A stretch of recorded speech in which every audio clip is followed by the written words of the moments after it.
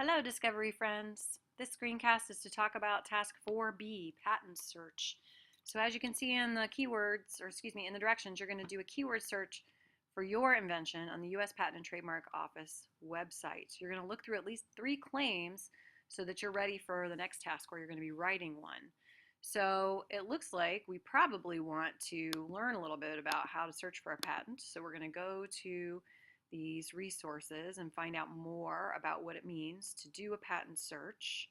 It looks like there's 3 ways you can search for a patent, and what we're going to use is the one using words. So you can read a little bit more about that there. Additionally, we have some steps for making a keyword search. And again, a keyword is something that kind of captures the essence of what your invention is, okay? And there's step-by-step directions and what the windows all look like. That's very helpful.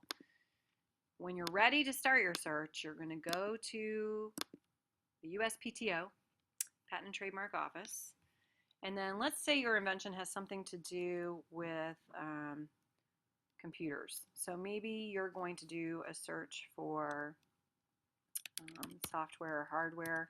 I'm going to put computer in as my search term. You can put in more than one term, but I'm just going to pick 2 for right now, and then I'm going to do a search. And then I'm ready for the search to load. I'm waiting for it to come up with my results.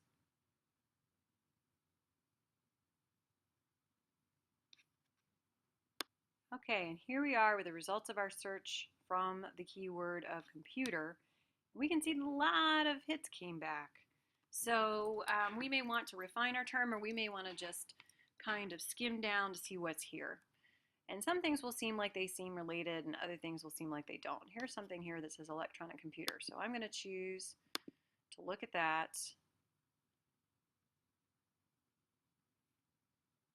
And then that should open up a page that gives me the information that I need in order to understand how the claim works.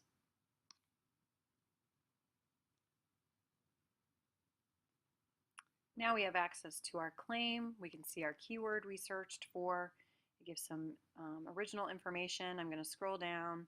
It talks about previous patents that this is organized for. Here are all the other patent documents that relate to the device. There's a description of figures, but there is no actual claim.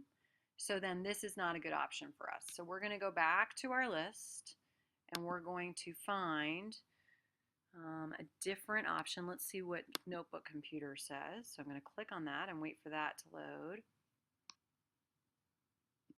Okay, so now we have a patent that has the piece that we need. So this is actually a motherboard, which is the part of the computer that kind of acts as its governor or gives directions to it. It has all the transistors and things attached to it, so it's an inside part of the computer. And now we have something called a claim. So what's interesting about claims is they're written in a whole different language. I mean, it's English, but it's kind of hard to decipher. So if we look at claim 1, for example, a motherboard comprising a circuit board, a plurality of electronic components disposed at the circuit board, a metal cover covering the circuit board, a fastener fixing the metal cover to the circuit board wherein the fastener is fastened.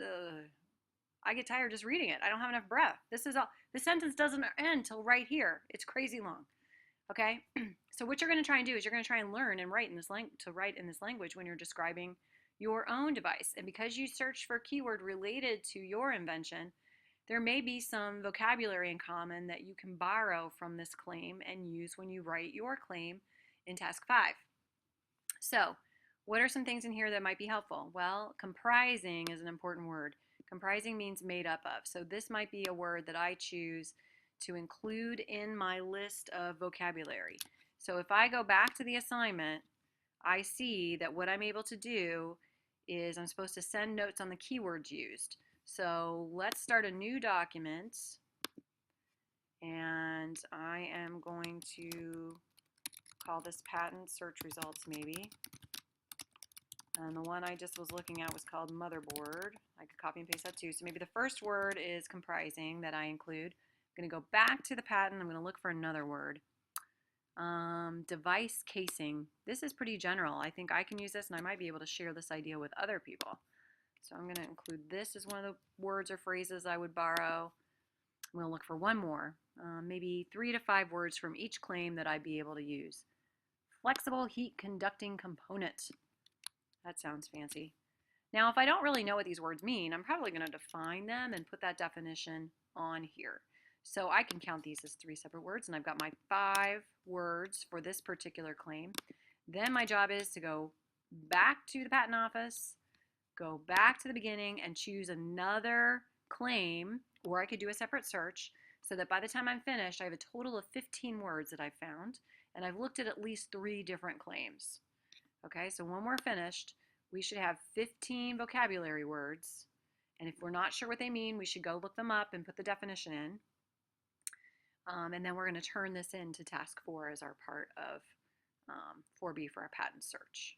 And that's all there is about patent search.